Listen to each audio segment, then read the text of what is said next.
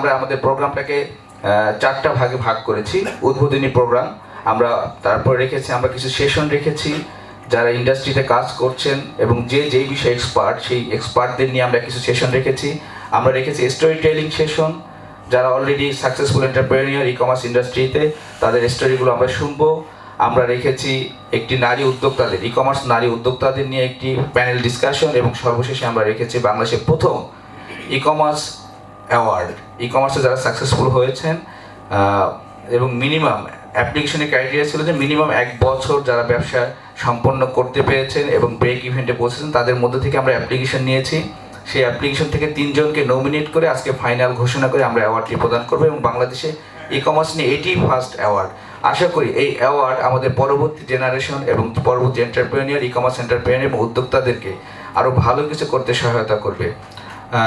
আমরা আমাদের পরবর্তী সেশনে চলে যাব। আমাদের সেশনগুলোর মধ্যে আমরা এমন কিছু টপিকস রাখার চেষ্টা করেছি যেই টপিকসগুলো আসলে আমাদের ই কমার্স এন্টারপ্রেনিয়রদের জন্য খুবই ইম্পর্টেন্ট। যেমন আমরা আসলে যখন ই কমার্স ব্যবসা শুরু করে দিই, আমরা আসলে জানি না কীভাবে শুরু করতে হয়। আমরা জানি যে একটা ফেসবুকে পেজ করতে হয়, কিছু প্রোডাক্টের ছবি ধার করতে হয়, তারপরে আমরা একটা বুস্ট দিয়ে দিই। বুস্ট দেওয়ার পরে কিছুক্ষণ, বুস্ট বলতে আমরা সবাই অলরেডি বুঝি, একটা কমন শব্দ। যেমন আমাকে এটা প্রায় শুনতে হয় যে ভাই অ্যালবাম রেডি, বুস্ট দেন, ঠিক আছে? তো বুস্ট, যদি এটা একটা কমন শব্দ, তো বুস্ট মানি যে ই কমার্স না, বুস্ট মানি যে ই কমার্স বিজনেস না, একটা ফেসবুক পেজ মানি যে ই কমার্স বিজনেস না, সেই বিষয়গুলো নিয়ে আসলে আজকে আমাদের দীর্ঘক্ষণ আলোচনা হবে। তো প্রতিটি বিজনেসই হচ্ছে একটা প্রজেক্ট। যেই প্রজেক্টটা কতটুকু সাকসেসফুল হবে, আপনার প্রজেক্টের প্ল্যান কতটুকু রেডি আছে, আপনি কতদিনে ব্রেক ইভেন্টে যাবেন, আপনার প্রজেকশনটা কি, আপনি কতদিন পর পর আপনার রেভিনিউ কীভাবে জেনারেট করবেন, আপনার রেভিনিউ মডেল কি হতে পারে, এমনকি আপনার মার্কেটিং প্ল্যান কি হতে পারে, এই সব কিছু বিষয়গুলো নিয়েই হচ্ছে একটি বিজনেস।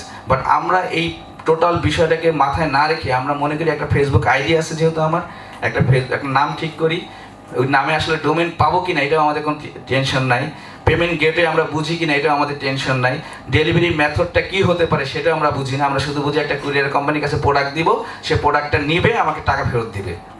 সো এর মধ্যে যে কতগুলো চ্যালেঞ্জ আছে, সেই চ্যালেঞ্জগুলো আসলে মোকাবেলা করে আমরা ব্রেক ইভেন্টে পৌঁছে বিজনেসটাকে এস্টাবলিশ করাটাই হচ্ছে আমাদের মেন উদ্দেশ্য। বাট আমরা সেটা না করতে পারার কারণে আমাদের যেটা হয় যে আমরা যে বিজনেসগুলো স্টার্ট করি তার 90% বিজনেসই 1 বছর পর ঝরে যায়। তো এটা হচ্ছে একমাত্র হচ্ছে আমাদের নলেজ না থাকার কারণে, আর আমরা না বুঝে বিজনেসে নামার জন্য না কারণে। সো আমরা এখন যেই সেশনটিতে আমরা উপভোগ করব, যেই সেশনটি নিয়ে আমরা এখন যেই সেশনে এখন আমরা আসব, সেটা খুবই ইম্পর্টেন্ট একটা সেশন। আমরা অলরেডি আমাদের উদ্বোধক, আমাদের জনাব দস্তগীর শেখ স্যারের কাছ থেকে অলরেডি আমরা উদ্বোধক ঘোষণা শুনেছি। এখন তারই একটি সেশন আমরা শুনবো, যে কিনা অস্ট্রেলিয়াতে পড়াশোনা করা অবস্থায় সেই আজ থেকে 10 বছর আগে ই কমার্সে একটি প্রজেক্ট নিয়ে কাজ করেছিল, এবং যে তখন থেকে প্রজেক্ট ম্যানেজমেন্ট নিয়ে কন্টিনিউ কাজ করে যাচ্ছে। অস্ট্রেলিয়াতে সে দীর্ঘদিন বিভিন্ন company, Australian government, Australian military, army, এদের সাথে কাজ করেছে, যে কিনা প্রজেক্ট ম্যানেজমেন্ট স্পেশালিস্ট হিসেবে আমরা জানি। সো প্রজেক্ট ম্যানেজমেন্ট স্পেশালিস্টরা সাধারণত ব্যাক ইন্ডে কাজ করে, এই জন্য ফ্রন্ট ইন্ডে তাদেরকে দেখা যায় না বা তাদেরকে আমরা চিনতে পারি না। আমরা সাধারণত চিনে থাকি বেশি কি একমাত্র মার্কেটিং এজেন্সিকে। কারণ কি, আমার প্রোডাক্ট রেডি করে তো বুস্ট দিতে হয়, তাই না? কারণ আমরা প্রোডাক্ট রেডি করে আর বলি ভাই বুস্ট দেন, এই জন্য যে বুস্ট দেয় শুধু বুস্ট দেয় তাকেই আমরা চিনি। আর বড়দের চিনি কাকে, যার কাছ থেকে প্রোডাক্ট সোর্স করি। কিন্তু টোটাল ইকোসিস্টেমটাকে ম্যানেজ করার জন্য, টোটাল বিজনেসটাকে সাকসেস করার জন্য আমাকে একটা কমপ্লিট একটা প্রজেক্ট ধরে নিয়ে আমাকে একটা ম্যানেজ করে আগাতে হয়, যাতে আমার বিজনেসটা ফল করার কোনো সম্ভাবনাই না থাকে। তো সেই ক্ষেত্রে আমরা আমাদের পরবর্তী এখনকার যে সেশনটা আসবে, project management in e commerce, এই বিষয়ে আমরা আমাদের আলোচনা শুনবো। আমি project management in e commerce বিষয়ে আলোচনা করার জন্য project management specialist I venture লিমিটেডের ম্যানেজিং ডিরেক্টর জনাব দস্তগীর শেখকে আহ্বান করবো মঞ্চে আসার জন্য। আমার নাম শেখ দস্তগীর, আমি founder of Bangladesh project management foundation. এটা একটা ফাউন্ডেশন তৈরি করেছি আমি। বাংলাদেশের প্রজেক্ট ম্যানেজমেন্ট বলে সেরকম কিছু নেই, এখনও নেই, কোনো অর্গানাইজেশন বডি নাই, কোনো রেকগনাইজড অ্যাসোসিয়েশন নাই। So I have started a foundation called Bangladesh project management foundation. I'm also managing director of iVenture Limited and director of OK Mobile Limited, which is a mobile wing, and also a high-tech manufacturing company. এবং project ম্যানেজমেন্টের উপর basically project ম্যানেজমেন্টের উপর আমার ক্যারিয়ারটা সবচেয়ে বেশি। এবং আমার পড়াশোনা প্রজেক্ট ম্যানেজমেন্টের উপর বেশি। আমি প্রজেক্ট ম্যানেজমেন্টে অস্ট্রেলিয়ান গভর্নমেন্টে ম্যাক্সিমাম কাজ করেছি, ওদের defence force, army, navy, air force ওদের ওখানে, এবং as well as Australian government, Australian federal government, Australian state government. আমার শেষ যেই প্রজেক্টটা ছিল বাংলাদেশে আসার আগে, সেই প্রজেক্টটা ছিল একটা স্টেট গভর্নমেন্টের জন্য, state of New South Wales. সেই স্টেটে একটা বিশাল প্রজেক্টে আমি কাজ করেছি, সেটা প্রায় অ্যাবাউট $450 মিলিয়ন প্রজেক্ট। ওটা ডেলিভারি করে দিয়ে তারপরে আমি বাংলাদেশে এসেছি। সব মিলে আমাদের সময় হয় না, যে কারণে we prefer do it online. আমাদের যেই দরকার জিনিসগুলো আছে সেগুলো আমরা অনলাইন থেকে পারচেস করতে পছন্দ করি। এই জন্য ই কমার্সের জন্ম ওখান থেকেই। ও মানুষের ওই নিডটাকে ফুলফিল করার জন্যই, যে আমি রাত্রে 1টার সময় বসে যেন আমার ফ্রি টাইমে আমি একটা আমার পছন্দের জুতো অর্ডার করতে পারি, আমার পছন্দের শার্ট অর্ডার করতে পারি, বা ইভেন চাল ডালও আমি যেন অর্ডার করতে পারি রাত্রেবেলা বসে, যেহেতু আমার ওই 10টা মিনিট সময় আমার ফ্রি আছে। সেইখান থেকেই এই এভলিউশনটা আসে, ওই দরকারটা থেকে। যেহেতু আমার দিনের বেলা সময় নেই, আমি ভেরি ফোকাসড অন ক্যারিয়ার।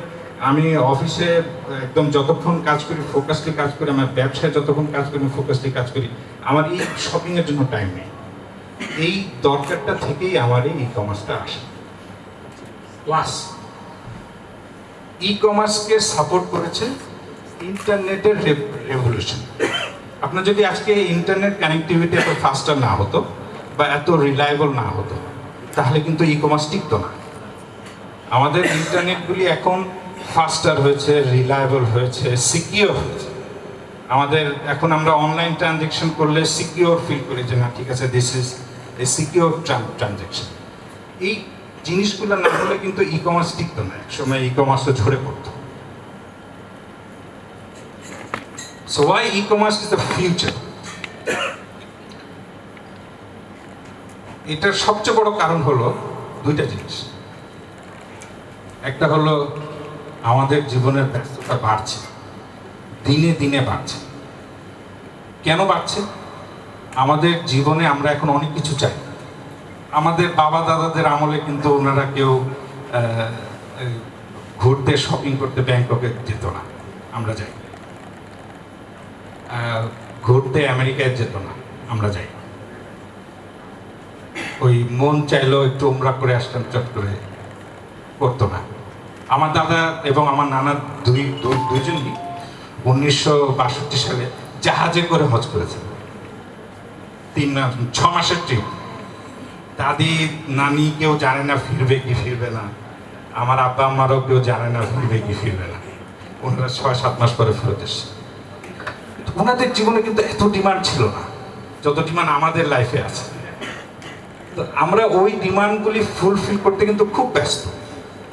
তো একটা হলো যে আমাদের ব্যস্ততা, আরেকটা হলো আমরা একটু অলস। আমরা অলস কেন?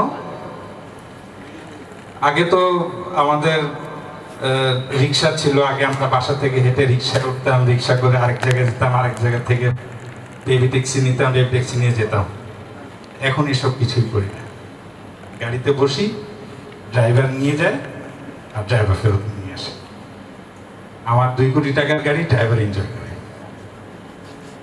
বিকজ হি ড্রাইভস ইট। আমি তো ড্রাইভ করি না। তো এই যে অলসতা, এই অলসতাটাও একটা কারণ। ই কমার্স ইজ দ্য ফিউচার। এই ফিউচারকেই আগিয়ে নিয়ে যেতে হবে, এবং বাংলাদেশে ই কমার্সের কোনো বিকল্প নাই। বিকল্প নাই এই কারণে, কয়েকটা কারণ আছে। তার মধ্যে একটা উল্লেখযোগ্য কারণ হলো Bangladesh is still a developing country.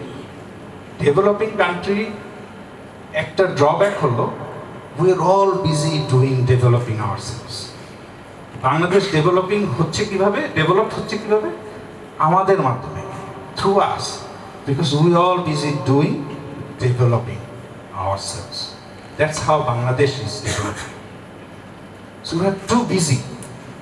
So বাংলাদেশে আগামী 20-50 বছরের কথা চিন্তা করলে ই কমার্সের কোনো বিকল্প নেই।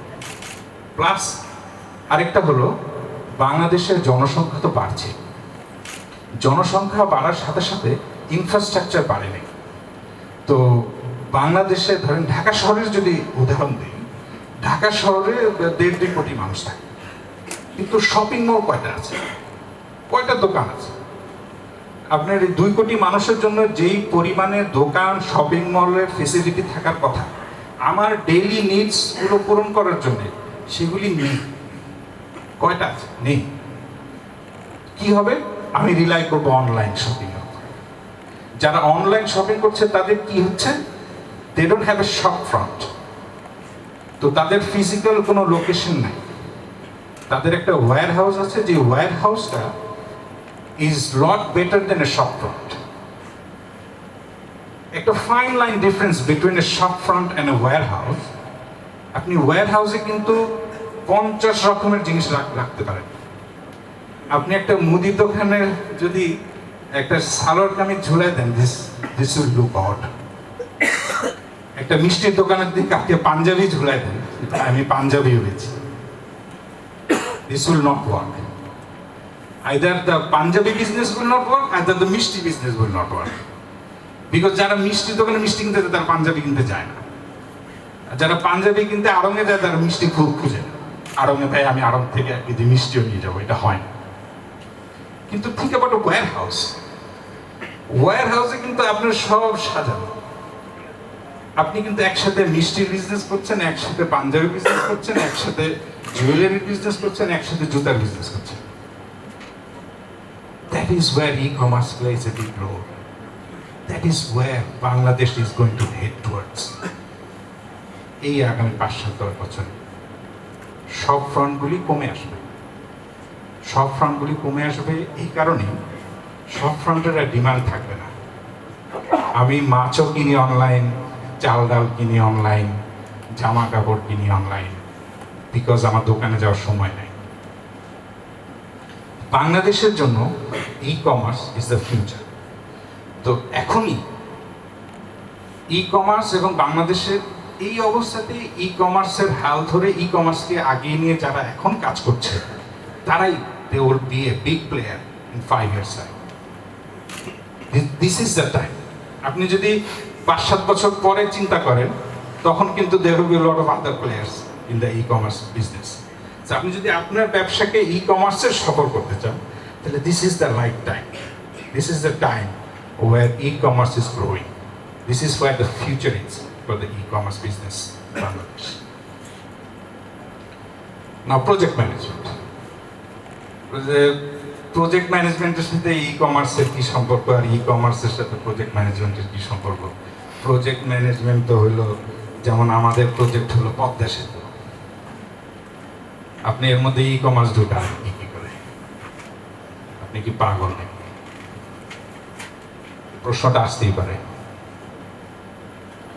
আমি আপনার প্রজেক্ট ম্যানেজমেন্ট সম্বন্ধে একটু বলি। প্রজেক্ট ম্যানেজমেন্ট বেসিক্যালি হলো একটা প্রজেক্টকে কিভাবে শুরু থেকে শেষ করা, এটাই হলো প্রজেক্ট ম্যানেজমেন্ট। শুরু থেকে নিয়ে শেষ করা পর্যন্ত যত কাজ আছে পুরো জিনিসটাই হলো প্রজেক্ট ম্যানেজমেন্ট। একদম মানে সহজ বাংলায়। তো ই কমার্সের সাথে সম্পর্ক কি, আমরা এটা আরেকটু পরে আসবো। প্রজেক্টের কিছু অ্যাট্রিবিউটস আছে, যে what is called a project.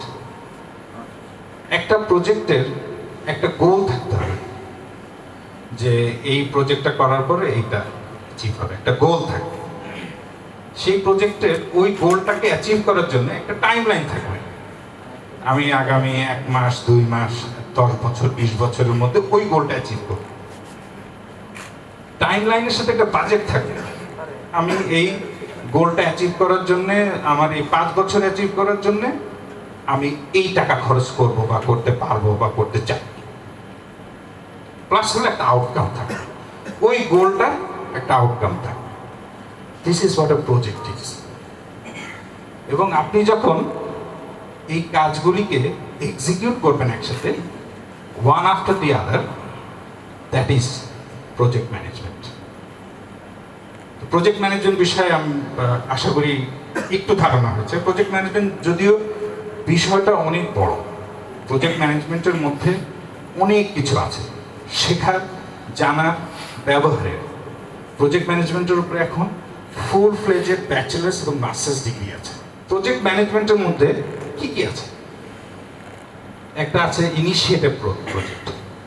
আমরা একটু আগে যে প্রজেক্টের অ্যাট্রিবিউটসগুলো পড়লাম, একটা গোল থাকবে, একটা টাইমলাইন আছে, একটা বাজেট আছে, তারপরে এর একটা আউটকাম আছে। আপনি তখন একটা প্রজেক্ট ইনিশিয়েট করবেন যে আমার তাহলে এই জিনিসগুলি আমি করব। তারপরে ওই জিনিসগুলি কিভাবে করব? You plan the project. Plan করার পর আপনি কস্টিং করবেন যে এই প্ল্যানটা এক্সিকিউট করতে আমার কত টাকা খরচ হবে। প্ল্যানিং এবং কস্টিং এই দুইটা হলো major part of any project. If you can do them right, your project will be successful regardless of how big the project is. Padma সেতুর মতো বিলিয়ন ডলারের প্রজেক্ট থেকে নিয়ে শুরু করে আমার 700 টাকার প্রজেক্টও I will be successful if I can plan and do the costing correctly. Planning এর মধ্যে অনেক ফেজেস আছে। আপনাকে পুরো জিনিসটা প্রথমে আগে আপনাকে ড্র করতে হবে। যেমন প্রজেক্ট ম্যানেজাররা যারা একদম ভেরি হার্ডকোর প্রজেক্ট ম্যানেজার, তারা বড় বোর্ডে, আমিও করেছি, আমার যখন বড় বড় প্রজেক্ট আমি না করেছি, তখন কনফারেন্স রুমে বড় বোর্ডে we use to draw lines প্ল্যানিংয়ে, এবং use to do brainstorm of every step that needs to be done in the project. প্রজেক্টের শুরু থেকে নিয়ে শেষ পর্যন্ত আমাদের কি কি করা লাগবে, এই জিনিসটার প্ল্যানিংয়ে আপনি যত সময় দিবেন আপনার প্রজেক্ট তত স্মুথ যাবে। আপনি যদি খুব কুইকলি প্ল্যান করেন, এটা দুইটা এর সাথে কথা বলবো, ওর সাথে কথা বলবো, এটা করে ফেলবো, ও ওইটা করে ফেলবে, সে সেটা করে ফেলবে, আমি এটা করে ফেলবো, বোঝা হয়ে যাবে, হবে না। There is a difference between 1 ঘন্টার প্ল্যান এবং 5 দিনের প্ল্যান। 5 দিনের plan will be more concrete। একই কাজের জন্য, একই প্রজেক্টের জন্য আপনি 1 ঘন্টাতেও প্ল্যান করতে পারেন, 5 দিন ধরে প্ল্যান করতে পারেন, কিন্তু 5 দিনের প্ল্যানটা will have more success possibility than your 1 ঘন্টার প্ল্যান। কস্টিংটাও same. Costing is a science. আপনি এটা যখন প্রজেক্ট ম্যানেজমেন্টে যখন করবেন, বা ধরেন আমার পড়াশোনা অ্যাকাউন্টিংও আছে, অ্যাকাউন্টিংয়ে আমার পড়াশোনা আছে, তো অ্যাকাউন্টিংয়ে যখন আমরা বিয়ে করেছিলাম কস্টিং, সেই কস্টিং কিন্তু ডিফারেন্ট। ওই কস্টিংয়ে কিন্তু আপনার শেখানো হয় আপনি আপনার ব্যবসা প্রতিষ্ঠানে কিভাবে কি কস্ট করবেন, ওই কস্ট করবেন, এগুলা না। কিন্তু ওই কস্টিংয়ে আমাদের শেখানো হয়েছে কিভাবে কস্টিংয়ের হিসাব রাখবেন। আপনার স্যালারি কত, আপনার এক্সপেন্সেস কত, ওভারহেড কত, আপনার প্রফিট কত আসবে, অপেক্স কত, ক্যাপেক্স কত, এগুলোর হিসাব, that's costing to them, to accountants. But project ম্যানেজমেন্টে costing is a science. Science আমি এই কারণে বলি, একটা জায়গায় একটা কস্টিং ভুল করবেন, যে প্রজেক্ট একদম টার্ন অ্যারাউন্ড হয়ে যাবে, প্রজেক্ট আপনি শেষই করতে পারবেন না, এমন অবস্থা হবে। এমন হয়েছে, এক্সপিরিয়েন্স থেকে বলছি। একটা জায়গায় একটা ভুল, ওই জিনিসটা আমি কস্ট করি নাই, ওই জিনিসটা আমার বাজেটে ছিল না, my project delayed for a month. 1 মাসের একটা প্রজেক্ট ডিলে মানে it has a lot of further impact. তো কস্টিংটা আপনাকে চিন্তা করে need to spend time on making sure you include every cost in your project.